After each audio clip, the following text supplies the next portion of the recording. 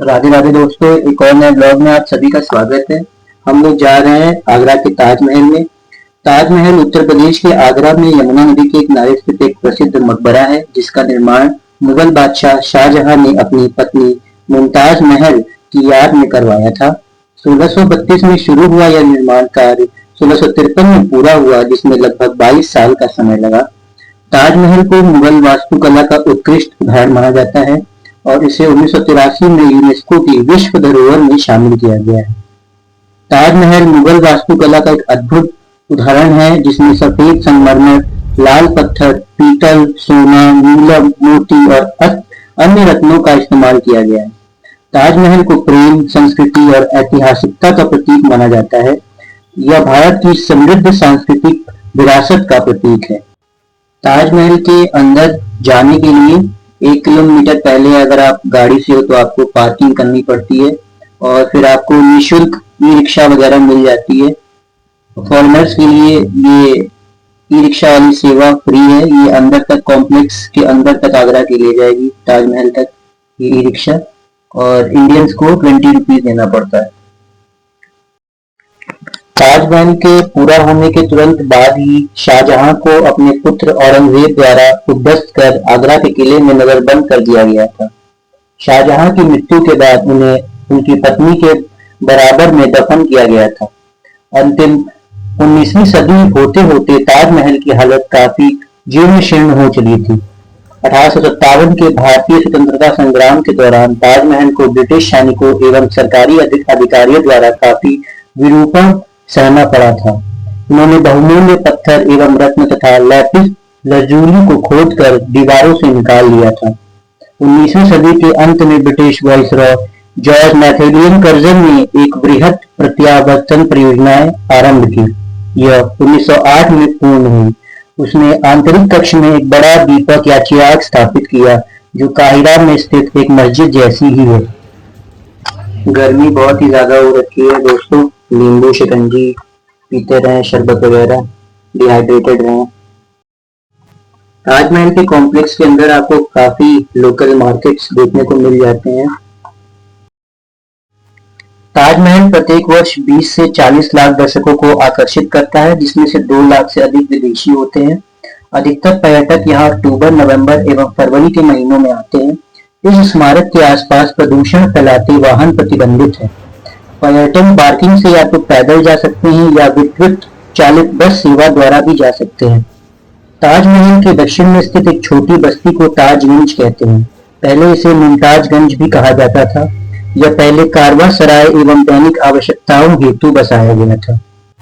ये ताजमहल के कॉम्प्लेक्स के अंदर ताजमहल देखने के लिए एंट्री पॉइंट है, जहाँ से आप टिकट वगैरह ले सकते हो। एक टिकट का प्राइस यहाँ पे 50 रुपए है और 200 टिकट होल्डर्स के लिए अलग टिकट मिलता है, वो मकबरे के अंदर तक जाने के लिए है।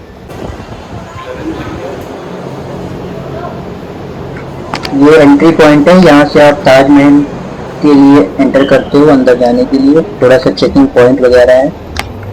ये थोड़ी सी हिस्ट्री दिखाई जाती है गैलरी में जब आप जैसे ही एंटर करते हो।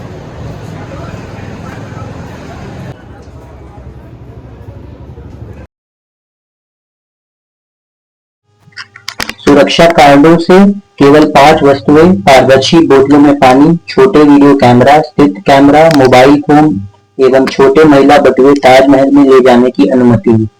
इसके उपरांत आप कुछ भी अंदर और नहीं ले जा सकते हो। मुगल सम्राट शाहजहां के समय में मुगल वास्तुकला अपने चरम शिखर पर थी। ताजमहल उन सभी वास्तुकलाओं के उदाहरण में सर्वप्रसिद्ध है। ताजमहल मुगल वास्तुकला का उत्कृष्ट नमूना है। इसकी वास्तुशैली फारसी, तुर्क, भारतीय और इस्लामी वास्तुकला के घटकों का अनोखा सम्मिलन है।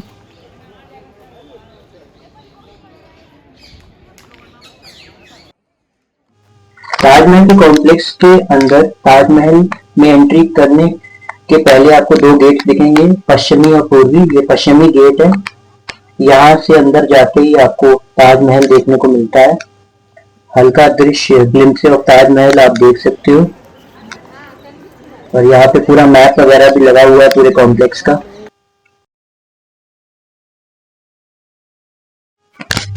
ताजमहल को सामान्य देखे गए संगमरमर की सिल्लियों की बड़ी बड़ी परतों से ढककर बनाई गई इमारतों की तरह न बनाकर इसका श्वेत गुंबद एवं टाइल आकार में संगमरमर से ढका गया है।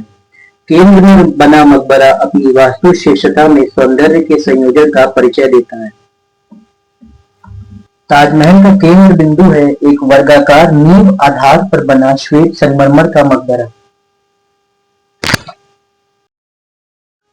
मुख्य गुंबद के किरीट पर कलश है। यह शिखर कलश आरंभिक 1800 ईस्वी तक स्वर्ण का था और अब यह कांसे का बना है।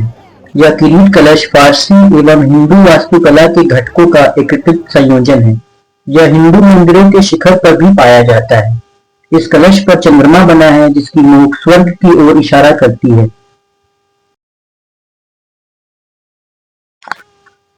मुख्य आधार के चारों कोनों पर 4 विशाल मीनारें स्थित हैं। यह प्रत्येक 40 मीटर ऊंची है। यह मीनारें ताजमहल की बनावट की सममितीय प्रवृत्ति दर्शित करती है। यह मीनारें मस्जिद में अजान देने हेतु बनाई जाने वाली मीनारों के समान ही बनाई गई है। प्रत्येक मीनार 2-2 छज्जों द्वारा 3 समान भागों में बटी है।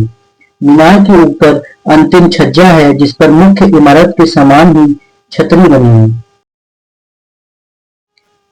मकबरा 17 हेक्टेयर 42 एकड़ परिसर का केंद्र बिंदु है जिसमें एक मस्जिद और एक गेस्ट हाउस शामिल है और इसे 3 तरफ एक अनियंत्रित दीवार से घिरा औपचारिक उद्यान में स्थापित किया गया है।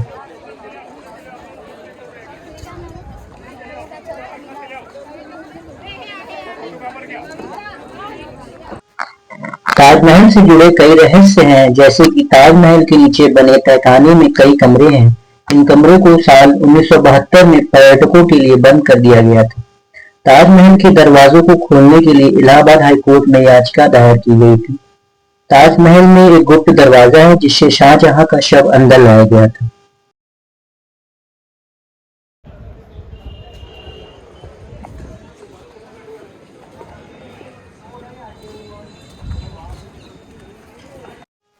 शाहजहां जो अपनी प्रेमिका की इच्छा पूरी करने वाला बादशाह था, अपनी मृत्यु के बाद भी अपनी प्रिय रानी मुमताज महल के लिए शोक व्यक्त करने के लिए काला ताज बनवाने की अपनी इच्छा पूरी नहीं कर सका। यह प्रेम की पवित्रता में शांति थी। ताज केवल शालीनता और गरिमा का स्मारक नहीं है, वास्तव में यह समस्त मानव जाति के लिए एक संदेश है कि शुद्ध प्रेम ही जीवन की आत्मा है।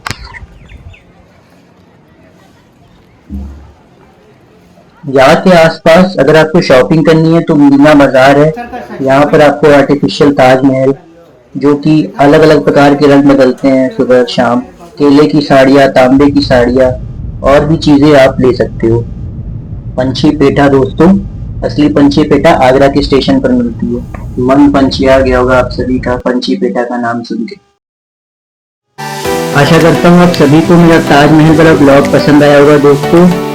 धीरे धीरे और इम्प्रूवमेंट करूंगा। अगर आपको मेरा कंटेंट पसंद आया हो तो चैनल को लाइक, शेयर, सब्सक्राइब करना ना भूलें और अपना रिकमेंडेशन कमेंट बॉक्स में जरूर डालें।